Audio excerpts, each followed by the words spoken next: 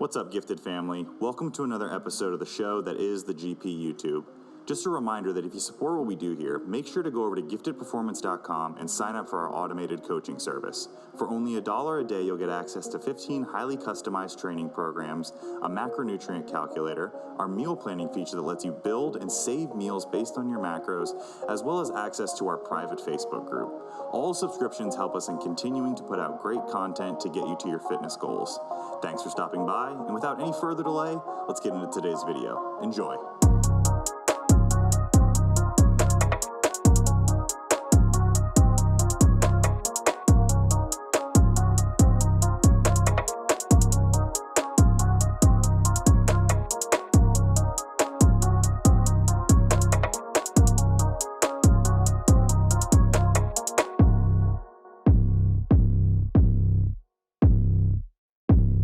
Welcome back to another episode of the Gifted Performance Podcast. I am your host, as always, the fearless leader of the Gifted Performance family and the father of all things squatting.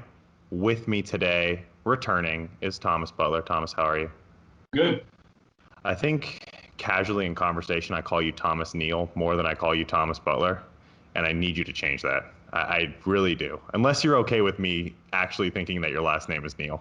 I mean, it's like 90% of the people I know now think that, so. Perfect. That's his name. Confirmed, heard it here first. And Dr. Esquire, master of all things tactical strength, Annie, last name Gunshow. How do you actually say your last name? Hold on, wait. Is it Hromada?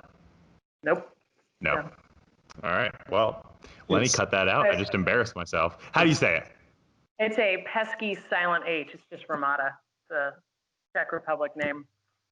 Ah, all right. Well, you know, I plan on getting it wrong probably 3 to 5 more times. Can we Annie Bromada?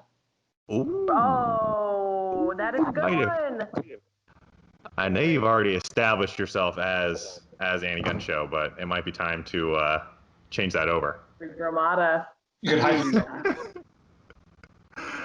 It was Brohack prior to, so. I saw that on the Skype, and I was like, ooh, that's a pretty interesting one right there. But Annie, go ahead and give the people a little introduction into kind of who you are, your education, your background, S&C career. Got a lot of bodybuilders that watch this, so tell them about the cool stuff, the bodybuilding, the fake sports that you used to play. Give us the whole story. I've done all the fake sports. So I guess, currently, if people are looking for technical performance type stuff, this whole situation started kind of in the collegiate sector. I was given this really cool opportunity when I was in graduate school to be an associate strength and conditioning coach for the university that I was at. Now, while I was there, I got to work on a few different sports teams. Football was a big one. Everyone had to work on football. For me, I also had soccer, softball, men's baseball, for some reason, and track. Everyone worked on track too, for the most part. And we had a really, really good time with that. Now, part of being the FNG noob, the new person on, is we did a lot of housekeeping and a lot of ambassador type stuff. So I got assigned to be a regular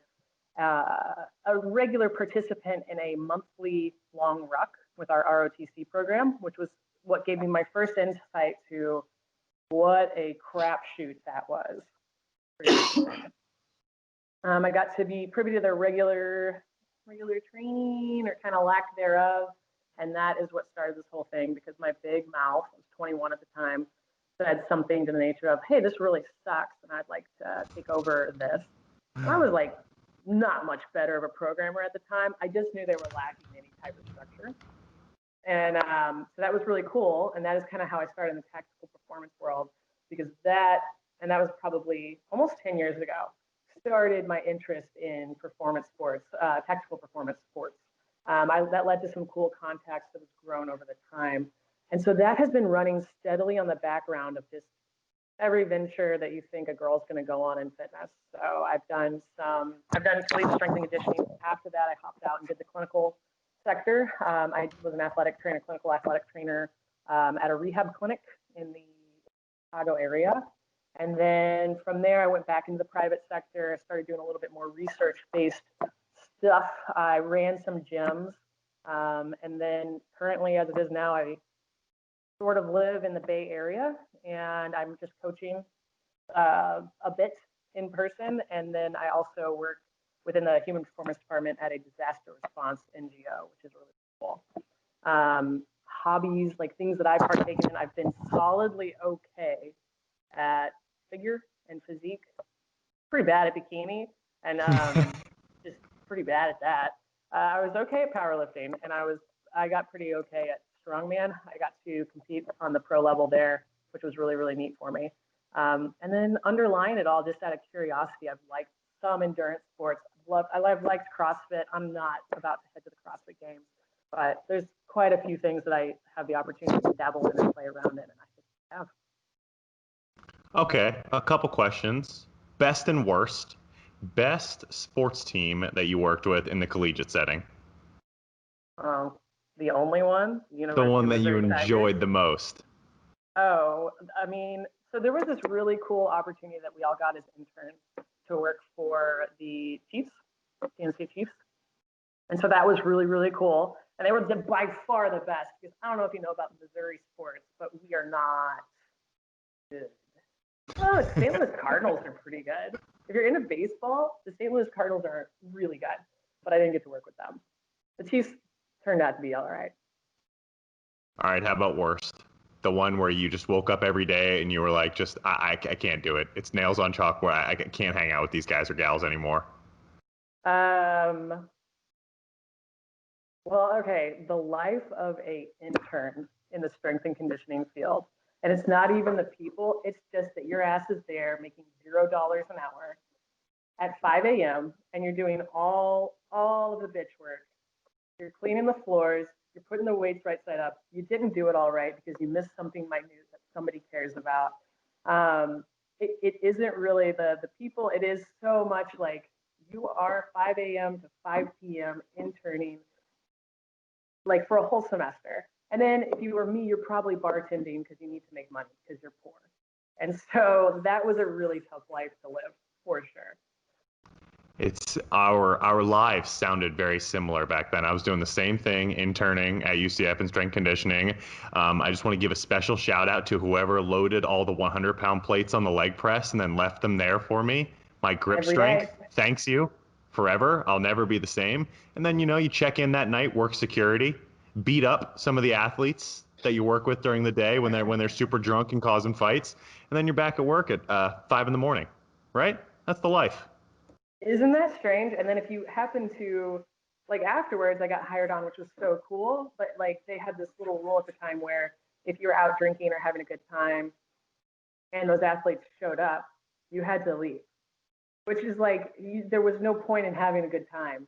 And I was also in grad school, so I don't have time for that. But you could not go out drinking because those kids were out definitely not drinking on a school night.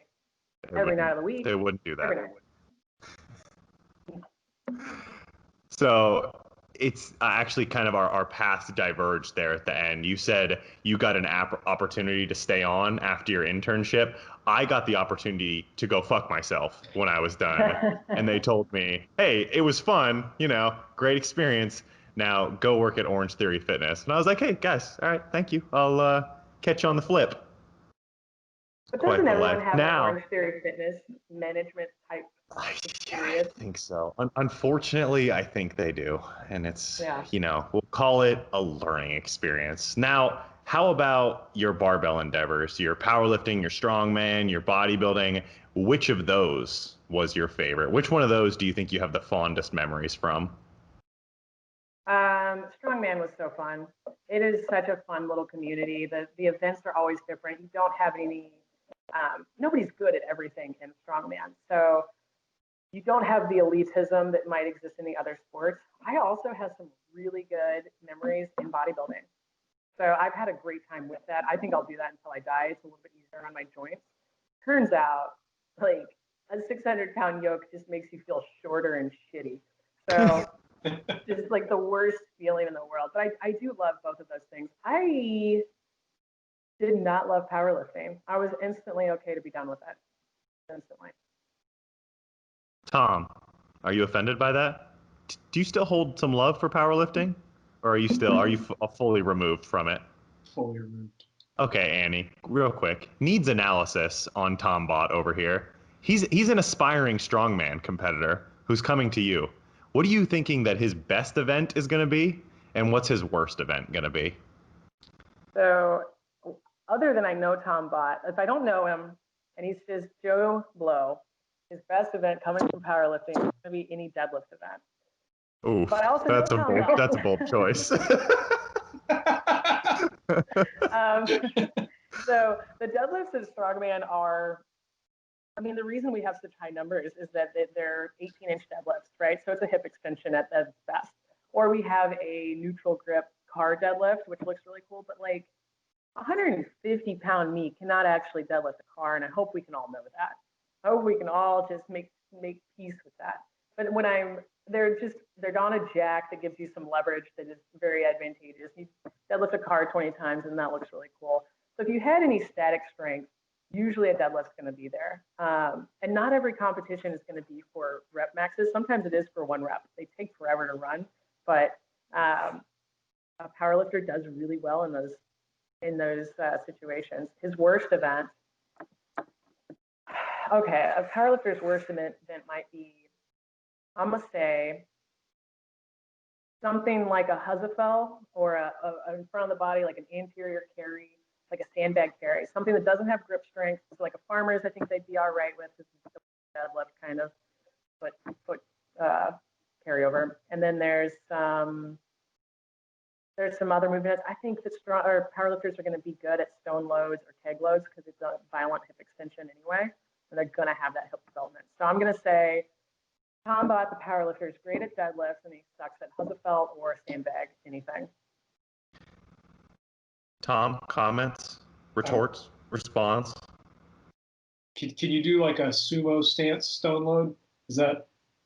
You can't even sumo deadlift for some reason. Yeah, that's why I laughed so hard. My best deadlifts were all sumo. I was a big wide stance cheater. So I would say Tom's recent announcement, Tom and Missy's recent announcement on Instagram shows us that Tom is quite good at violent hip extension, if you know what I mean. Yay! And this is where his female friend goes, congrats, and ignores the grittiness of that. Yes. You ever So seen 12-year-old me died a little bit when you said that there was a jack underneath the car. 12-year-old me who's up at 2 a.m. watching ESPN The Ocho, watching Derek Poundstone and Mariusz Pudzianowski throw cars around, just died a little bit on side. You just shot the Easter Bunny in the head right in front of me. 12-year-old you and current day my mom. What's that? it's Very similar. It's still real to me. All right, folks that are watching, if you've made it this far, congratulations. You've made it through all the BS. We call that the intro. We call that the icebreaker. Now we're going to get into some actual questions. And the first one that I've got for you, Annie, is what would you say are some of the biggest delineating factors between kind of what you saw in college athletics, strength conditioning, and then transitioning over to tactical populations? So from like start to finish of starting with a team or starting with a unit and then taking them all the way through their yearly plan. So pretty different. The nice thing about college athletics is that you get this pre-sorted group of people that are pretty athletic, pretty damn athletic. And they have a bit of just natural abilities that you're not going to see normally from day to day. And that's not the case with tactical populations. So full on out the gate, we've got this huge different population, different ability set. When it comes to their actual so their assessments are a little bit different. Their training is significantly different. They kind of feel like night and day type comparisons, but to compare them, because you can compare night and day. When everything that we did in the weight room in collegiate strength and conditioning was to make them better in dynamic movements on the field of some sort. And so we took training tools that we could use, and we said, what's lacking from the way that they're moving dynamically on the field?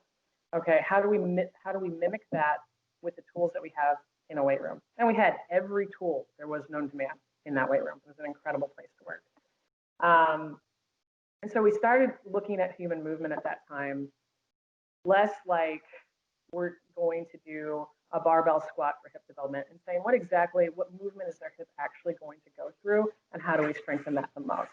And I think with tactical populations, we are actually training the sport that they're playing, which is running, which is rucking. The lifting is kind of similar in that we have to find a tool that makes sense within a short amount of time to make them perform on the field, but it has a huge long-term endurance bias into it instead. So while you do have to take the two athletes and you have to say, okay, what is the absolute need? You have to run a needs analysis on it.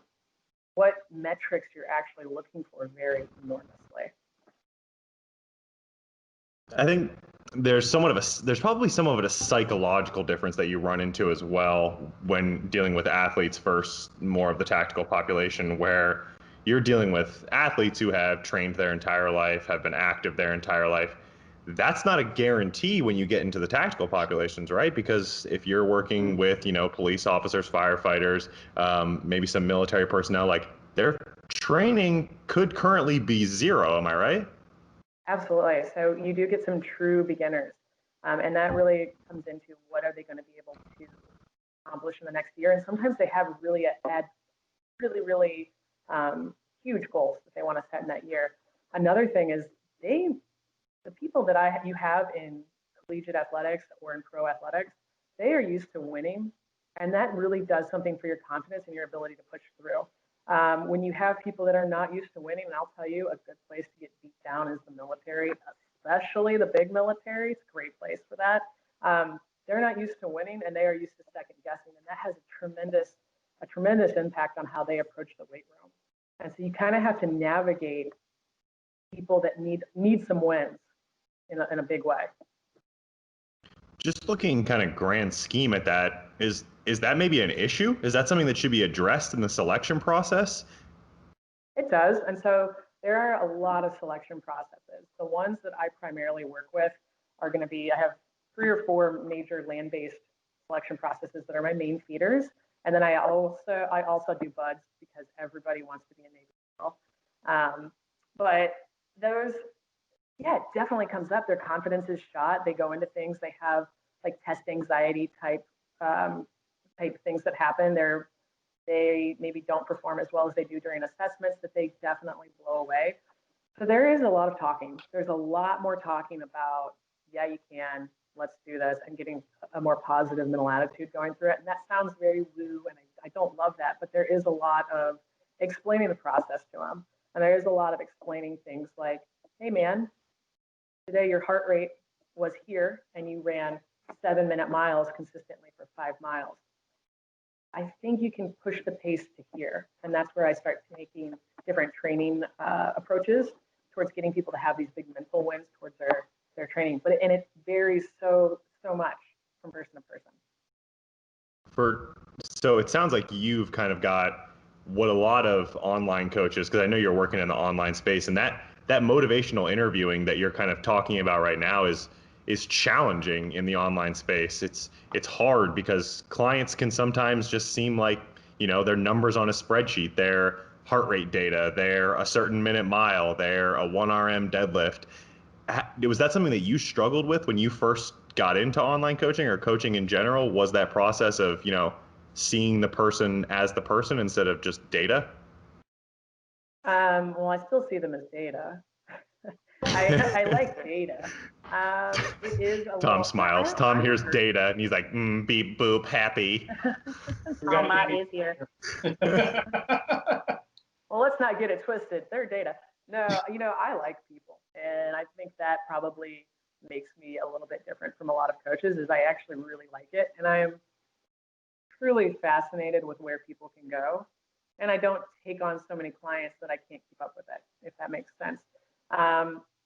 And so what I think it comes down to is, yeah, it was hard. It was hard to figure it out. And I think what I came to is just say what it is. Just say whatever it is that's going on here. And for me, a lot of times that is I know somebody has a physical ability, or I wouldn't make recommendations to them that I do. And if they're failing to hit those benchmarks, that's a huge problem. It's just like missing a lift when you shouldn't. It's a big indicator that something's going wrong. And so you have to stop and say, hey, I know you're capable of this, and I know you're capable of this today. What happened? And then you just never know. You never know what's going on. So it was a little bit difficult to get to. And the reason is you get so accustomed to, if you got so accustomed to collegiate athletics or even physical therapy type stuff, you start really becoming mechanical in how you behave so that there's some consistency for those athletes or for those patients to deal with. And when it comes to remote coaching, you have to bring something different because they're not person to person with them. So you have to start reasoning with them and explaining your program. And I think that also helps with that a bit. Like, hey, trust me on this process.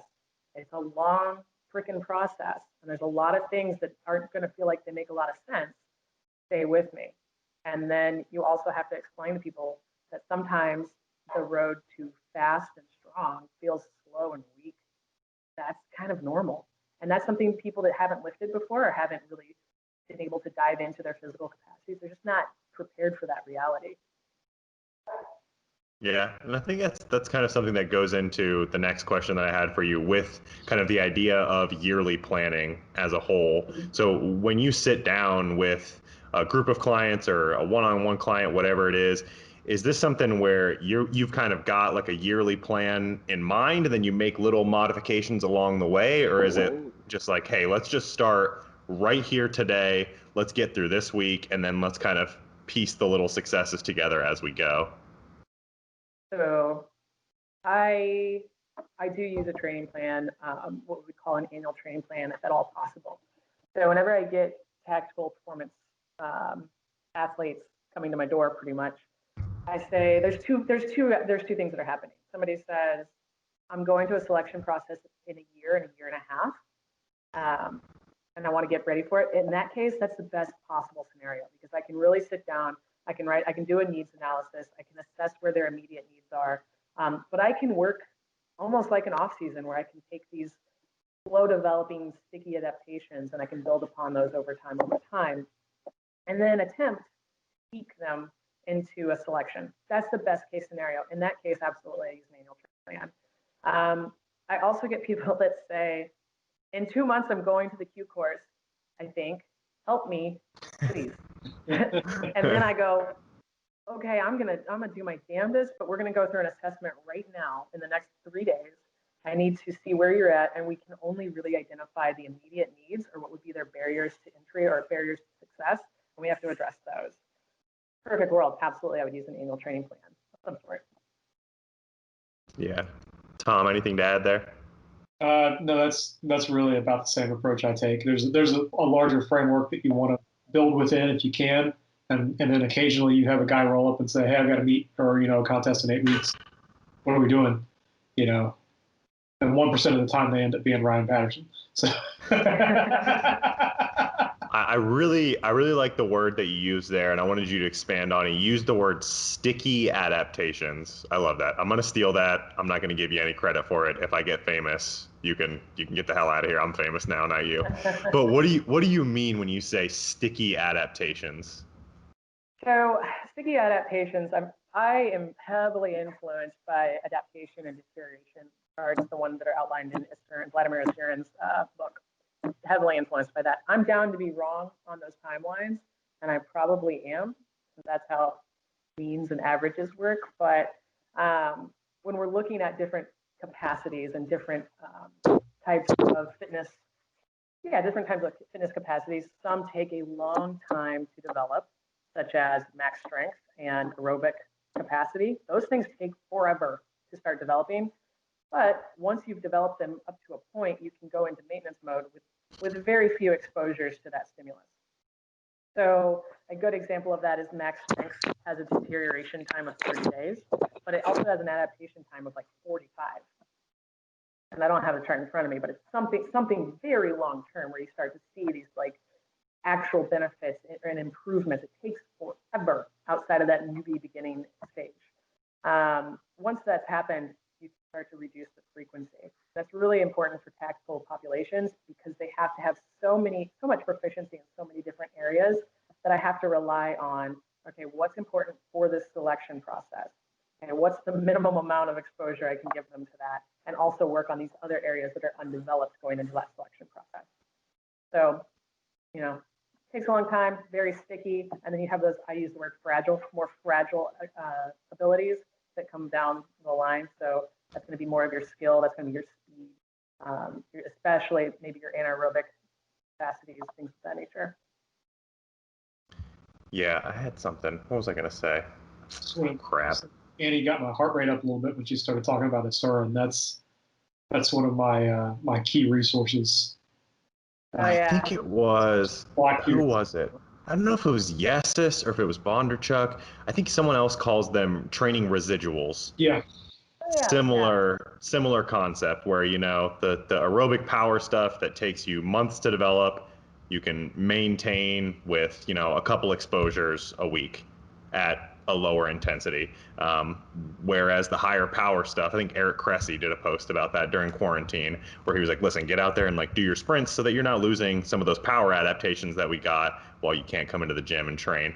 I know what I was going to say, and it's thermonuclear, and it's coming at you. Are you ready for it? All right, I'm ready. All right. So, and we might get into this a little bit more in the pet peeve section. So, with all of these, because tactical populations rely on kind of a wide swath of skills, they have to have a lot of those training adaptations that you were talking about, and they have to express them all at once, something similar to like being a competitive CrossFitter. Is there an issue that you've identified where people, instead of saying, all right, let's spend this time of the year or this block training for this, and then we transition into this block, where people kind of just make this overtraining sandwich where they say, all right, here's your strength work, here's your aerobic work, I want to be jacked and have big biceps, so here's your hypertrophy work, and on top of that, I got to be able to sprint and jump, and on top of that, I got to, I don't know, make sweet love to my wife or something like that. Just too much stacking on top. Holy shit, yeah, and especially if people go at it on their own. They're like, I know what to do. I'm gonna put couch to 5K on top of this men's fitness bodybuilding routine, and then on top of that, I'm gonna start parkour. I'm like, don't do that. That was the worst idea. Absolutely, people get really crazy. I also have this when I say we're gonna do things that are preparatory for your selection process that aren't necessarily completely lateral to the skills that you need. They go, so we can have some fun over here? And I go, yeah, we'll talk about fun. We might talk about it. And then they start adding so many things in. And I have had, and it's, I know a lot of my clients are looking forward to this podcast, so I won't name names, but I've had somebody year and a half out from a selection process. I said, hey man, let's go on a nice steady state. We're going to build some aerobic conditioning. Signs up for a 6-hour ultra. And I was like, you hear that, Jim?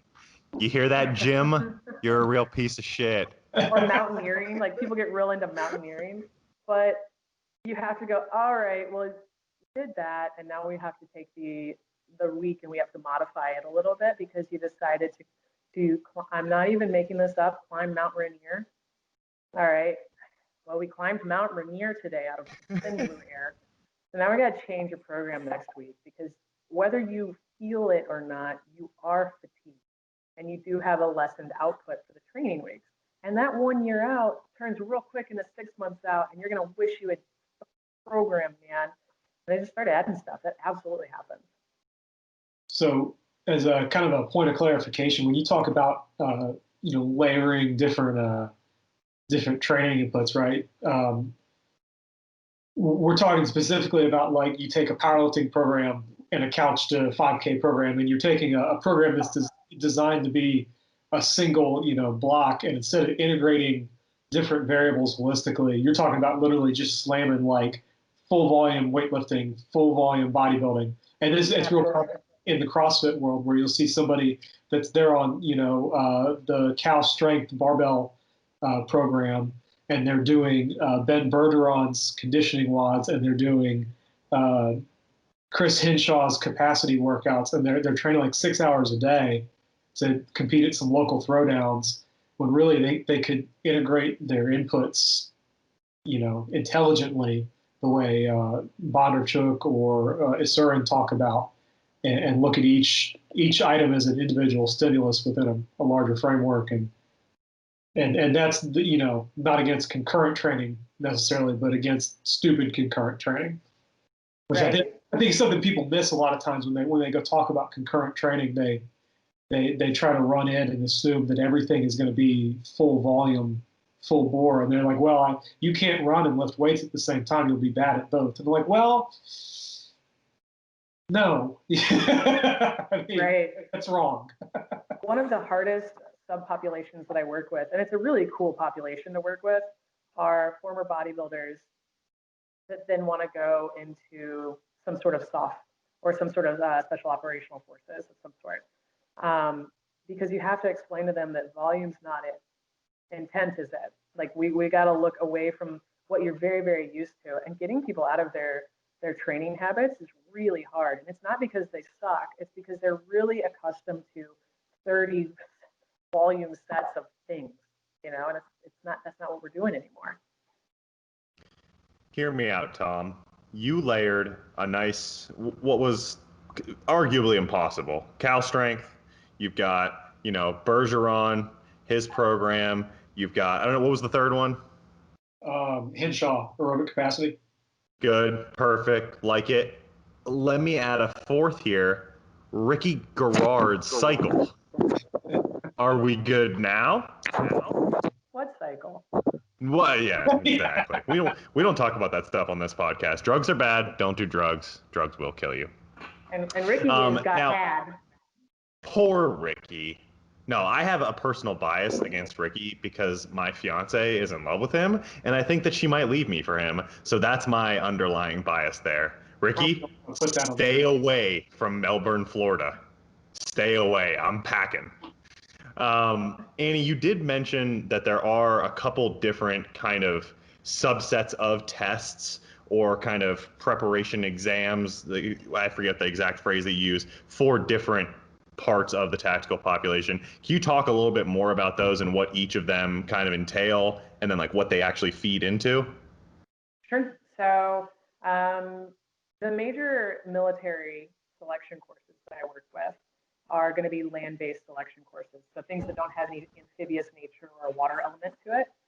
Those are big in the Marine Corps has one, the MARSOC, but there is a little tiny water element to it.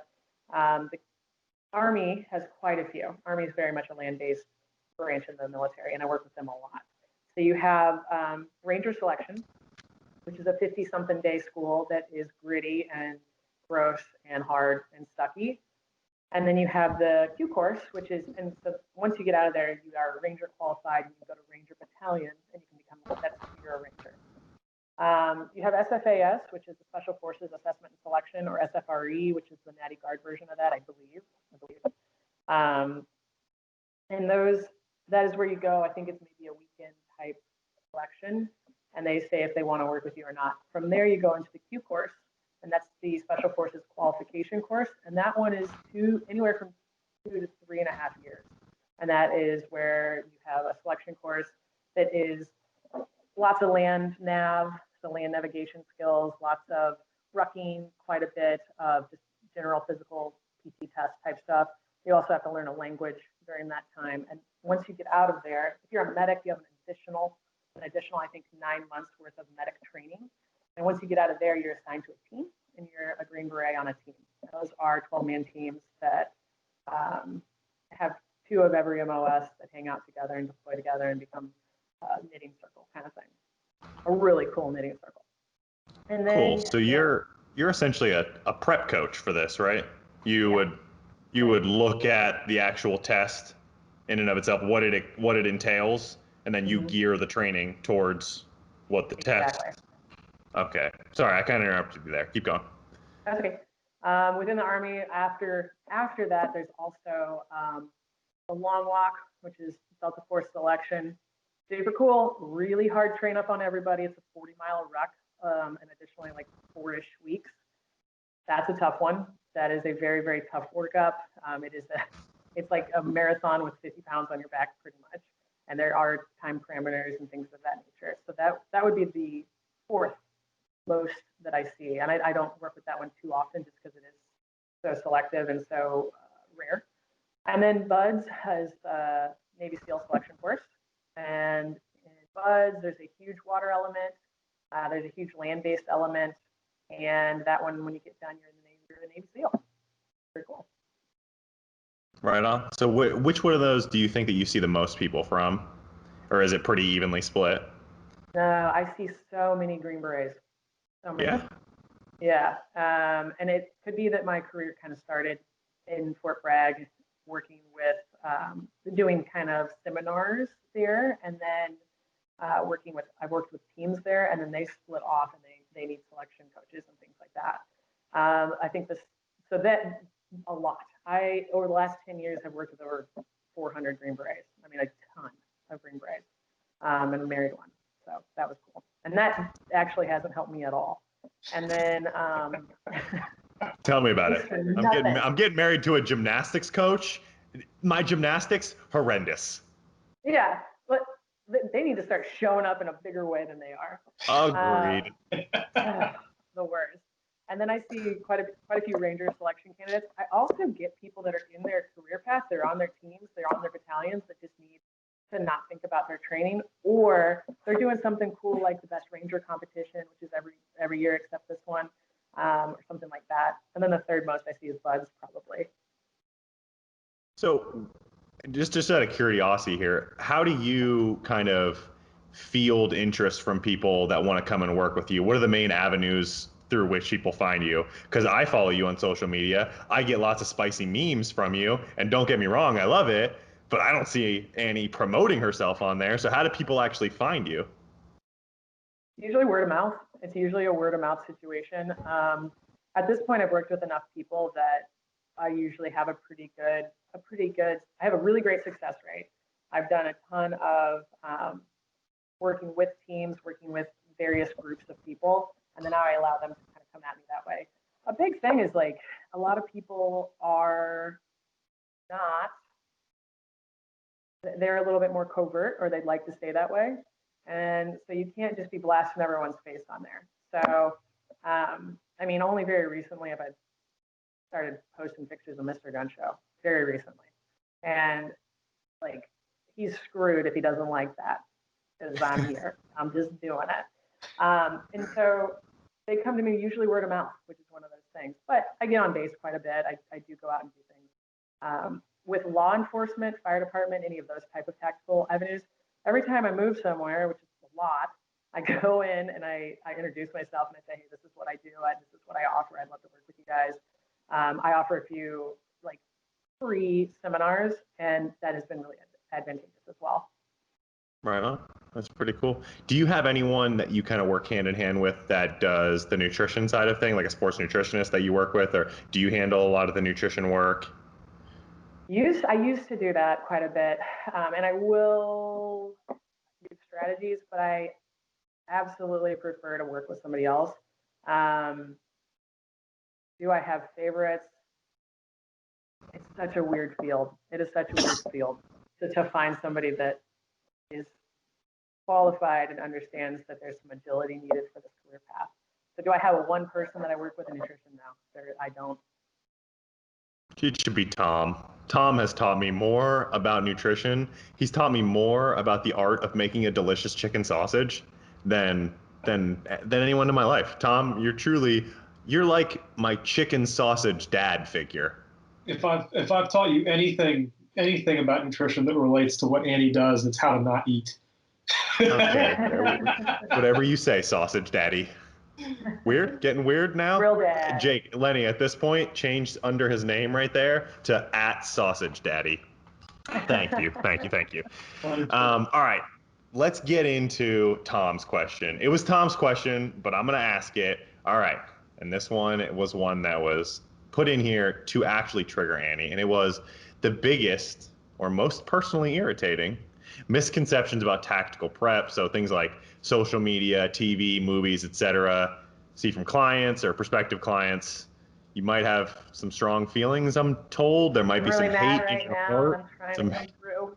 Yeah, Hold she's on. gonna make that Let me I think just of smelled myself. something bad face. That, like, oh God. Actually, first, All hold right, on. so Subset of the question: Keanu Reeves, yay or nay? absolutely yay. Are you Perfect. kidding me? I'm All a right. female. Love, I have. Have you seen the footage of him doing 3-gun competitions? Holy Yeah. shit, the guy can shoot. The man can move. All right, good. All right, let's Okay. continue with the question. All right. Ugh. So I have worked with hundreds of soft people that have been in, no doubt, hundreds of weird, high-speed, crazy cool situations. And let me tell you what never happened. Nobody ever sprinted 40 yards, jumped over 6 hurdles, picked up a tire and flipped it over their head, and then picked up a car and attached it to their waist and push the sled. That did not happen. So these weird circuits that people are like, this is it, this is tactical performance. That is bullshit. And that is so pervasive that it is unbelievable. And it is becoming more and more popular by the day. So that's crazy. That's probably numero uno. Are you familiar with a girl? Her name is Demi Bagby on Instagram. She posts some content that's similar to that. Oh, I got Tom. Are you familiar? I don't know now.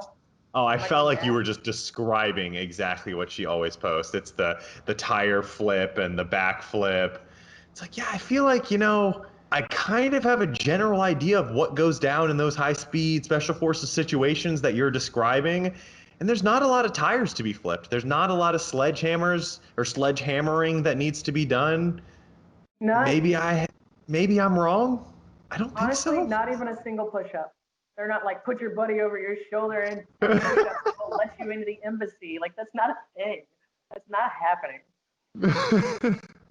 I'm admittedly like big time civilian, and I don't know a whole lot of high speed guys. Certainly nothing on Andy's level, but every guy I know who's ever been in some bad shit has basically described it as like, we're just really tired and we've walked like 100 fucking miles with all of our shit, and it's really none of that.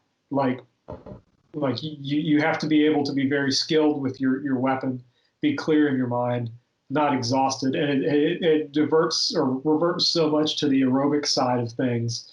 That's boring. Like laying in mud for 3 straight days is not an exciting thing, but that's probably more specific to what a lot of these populations are doing on the job than jumping over tripwires strung around your gym and wearing 7 plate carriers and swinging a sledgehammer at the wall.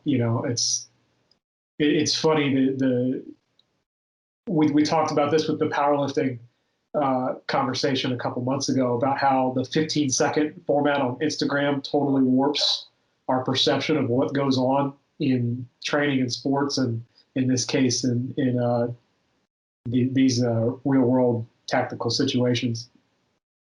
Well, Hollywood did it too. Hollywood didn't do us no favors. So I guess another and we get it. They're supposed to be so fantastic. Like, it's so sensational to watch a Hollywood movie, and I appreciate it. But I will also say that there's a misconception on what a successful candidate looks like, and the idea that it's Arnold Schwarzenegger or The Rock or anybody humongous, that is also not the right frame for endurance.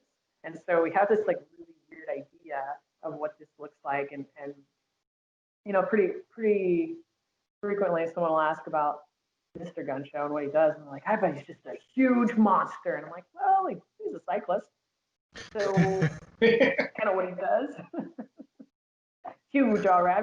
He's bigger for sure, but I've seen some absolutely elite that weigh 160 pounds. A lot of them, actually. And that's a pretty big one. And then you deal with that within selection candidates, even though they know. They'll say, I wish I was just a little bit bigger. I'm like, well, your life might depend on you not. Yeah. So if we kind of dip back into the science of those situations that you're training people for, what are the physiological limiting factors that are actually at play here in these life or death situations? Because I think a lot of people think it's very kind of like high speed, like they show in the movies. It's very high speed. It's jump over this, it's flip that, it's throw this over here. It's super anaerobic. But what Tom said, it's more along the lines of kind of those long distance aerobic bouts. Yeah. So when you're looking at heart rate and having command of your heart rate and having control, that all comes down to being able to look at a stressful situation, which can be mimicked in training to a degree, and being able to bring your heart rate back down, whether it is having the biological awareness of your own body to have some breathing exercises to calm down a little bit, getting your heart rate under control enough that you have fine motor skills is really, really important. So it depends on the nature of it, but let's say it does come down to often, do we have the fine motor skills to be shooting our guns? Those typically go away over that 170 beat per minute, maybe a little bit higher depending on how you've been training. You have to be able to have control, and where we all recover at is aerobically. And being able to regain your heart rate after a stressful episode is a skill, and it's something that takes a lot of time and a lot of living in your body in these high heart rate situations, and then back down to get through. And having those fine motor skills might also help you evade. It may help you be a little bit more aware of where your body's going, what limbs are, what limbs are moving into the site of something. Those reactive skills are not biometric, if that makes sense. So for me, a big bias for this for me is it has an endurance bias. I love strength training. It's always going to be in there, but an endurance bias is incredibly important for these people to be able to maintain those motor abilities to get them out of high-speed scenarios. You are going to be a very, very rich woman if you can find out how to make those long duration aerobic pieces sexy and fun. If you can master that, I just let me live in the wing of your mansion, I've tried please. lingerie, I've tried bodysuits, I've tried everything I know. I don't know how to make that because your body posture looks crappy. Running's not sexy, but that's it. Like, it is really a lifestyle for people that understand a means to an end, if that makes sense. And we at Gifted Performance, me being the exception here on our coaches, we embrace the not sexy. So I obviously represent the sexy. The rest of our coaches, they represent the non-sexy because that's what really works and that's what we want to give the people. So Tom, thanks for being here. I'm like 85% of the productivity. All right, now we did have one special question from a social media, from the world of Instagram, which is where truly all of the best questions come from. There's literally nothing not worthwhile on there. And we're going to have to skirt around this. So Amelia, I hope you made it this far. This is a special question. You asked it. You asked about a certain strength coach. He will remain unnamed. And Annie's going to give you her opinion of this individual. Your opinion, Annie? So I'm gonna broaden this out. A strength bias is not an appropriate bias for long-term success in the military. Okay, full stop. It's important. You need to have some strength training in there. Additionally, an assessment needs to be pretty comprehensive when there is a lot of different factors at play. So instead of talking about what a strength coach might do, say what I might do if I was assessing somebody. I would do a lower body strength endurance test. I would do a lower body max strength. I would look at those two videos side by side. I'd say, what are the differences in how they're moving? And I would address that in their strengthening work. I would do an aerobic capacity test, which might be a zone 2 type run, 45 minutes. Okay, I'm going to see what their efficiency is. I might look at their foot stroke. Okay, I'm going to see how they're moving. I'm going to see if there's any vertical displacement. I'm going to see what exactly it is that might prohibit them from becoming great runners. And then I might find alternatives for that. I would do a upper body max strength and submaximal strength, and I would go through the mandatory movements for a selection or maybe even a military wing. They have different PT tests as well. And I would see how they're moving. I would take that comparison again. How do they move under maximal, maybe 90% of their 1 rep for one? And then how do they move at 60% for 1 rep every 10 seconds until they fail, and see where they fail. And that might be an indicator on what exercises I use for them. And then I would probably do something like a mile test. And all of that together, and this is just hypothetical, I would use and I would say, okay, This is what I can tell from you remotely. This is what I think your immediate needs are. This is your needs analysis. This is how much time we have. And I think that's the only appropriate way you can handle multimodal training in a way that makes sense. And then we can attempt to peek into a selection if there's a selection. Now that's a big like if, because I think peaking, like I think it's incredibly hard. Like how many like Olympic athletes don't peak at the Olympics? Like so many. But we would try. We would try really hard. And we would look at your numbers additionally against that of a successful selection candidate or that of the average big Army, big Navy, big Marine Corps successful soldier. And we'd see what that looks like. And then we would talk about what else do you want in this? What are your peripheral goals? If they can fit in, awesome. That is the only appropriate way. You do have to put that much time, energy, and diligence into each person's performance. And I think having a really simplistic one exercise assessment is not it. It's not the move. I think having a strength bias is not a good idea. I think you do have to have strength, but having a huge strength bias is not what we want. And I think overstressing barbell movements is not a great idea at all. That all-encompassing needs analysis is enough to give the bodybuilders who are currently watching this, I think 3 or 4 mini strokes. So now our viewership has gone down from 12 people to like 9 people. So if you want to take pride in anything, it's that you killed 3 of our beautiful viewers. I don't know. I've been following Gifted for a while. I don't think I'm killing much. You hear that, Tom? We've made it. Someone's been watching us. And especially in that bodybuilding world, y'all are crushing. We are crushing. You heard it here first. The Gifted Performance brand. Go pick up some new merchandise. We're excited over here. We're pumped up. All right, final question, and it's going to play us out, so I hope you're ready for it. How many police officers do you work with? Let me just ask you that first. That's not the final question. So currently I have 5. Okay. Oh, I have a SWAT team, but I have 5 in a SWAT team. How many of them look like Ronnie Coleman? Oh my God, none. Okay. Yeah, none. What kind of none? Give me the needs analysis on Big Ron. So you walk in, it's your first day at work at the Arlington Police Department. Yes, I Googled where he worked. Get off my ass about it. I needed to know.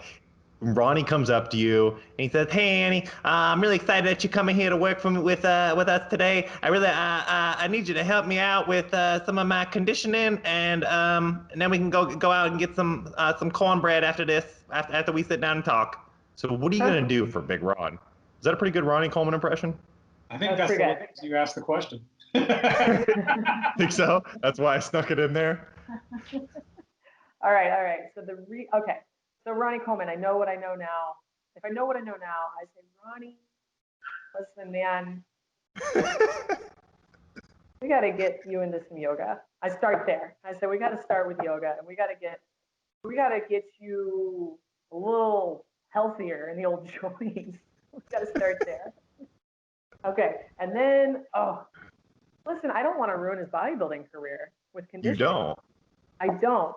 Okay, so I say we are on the elliptical crew now. We stay on that elliptical, left, right, repeat, and we are here. And you're keeping your knees in, and you're moving this way, and we're going to probably get rid of some of these, not get rid of, but forego some of these hip operations you're going to have. And well, this is 1997, so I mean, 23 years later, we're going to avoid some of that. And you just stay on that, or maybe a bike. I may put them on a bike also. So I start there, and it's lit. I start him out. I say, you're going to start doing Zone 2, how old was he in 97? 29-ish, 25, Yeah. 29. So I'm gonna cap him at heart rate at 150. And we're gonna do that 3 times a week for 5 months. And then he's like, look, I'm not real. You'll have to do the voiceover later, but he's like, look, I'm not catching people, so I need to be a little bit faster. I'm like, not a problem, my man. We're gonna be absolutely petrifying going down the street. So from there, I go into what's the next thing. I cut his list down to once to twice a week, and I start throwing in short speed intervals where we're working on foot turnover. Okay, Yep. Flat, nothing crazy. We're working from that. We go from 200s to 400s, back maybe putting some 200s back in there. We start into some threshold training afterwards. And then towards the very end, we start working on absolute maximum speed. The police officer is not going to need to sprint more than 200 meters. Hopefully not, before it's over.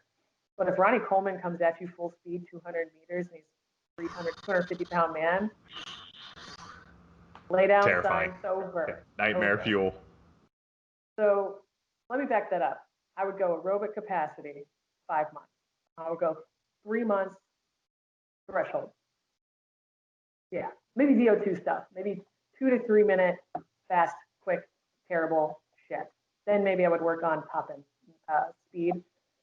All the way I would keep listen once a week on the elliptical, because that dude's broken. I think that's how I start. The hip surgeries, the spine surgeries. Ronnie, I'm going to tag you in this. You won't respond, but just know that we love you, man. We love you. You truly are the king. And if only you had met Annie 20 years ago, she would have been like, I don't know, like 7 years old or 11. something. 11 years old. I see I made you younger. Look at me going. I know how to fly. I know how to flatter them.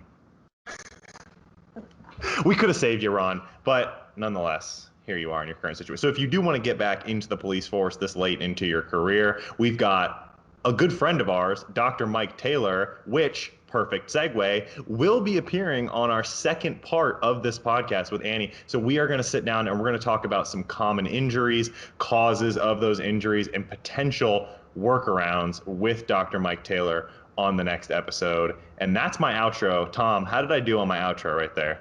That was a good segue. I liked it. Air 5. Got him. Oh, she joined in. The three-way Air 5. Love it. Powerful trio right here. Annie, thanks for coming on. Let the people know where they can find you on the social meds, which is what kids call social media. That's what you call social media. I am currently exclusively found on Instagram at Annie Gunshow. No Twitter? You're not a tweeter? I shadow Twitter. I go in there to feel the pulse, and I don't. That's probably American smart. And Tom, where can they find you? Still at Polly_Rocket? That's correct. At Tomas, Tomas_Neil. That's my real name. That is absolutely by no means my middle name. That's definitely my full name. We have done away with Butler. He is going by Neil now. And as always, I am at _SquadFather. Send all your questions to @GiftedPerformance because I don't run that account, so I don't have to deal with them. We will see you guys on the next one. Thanks for coming out. And as always, you know the deal. Stay gifted. Peace.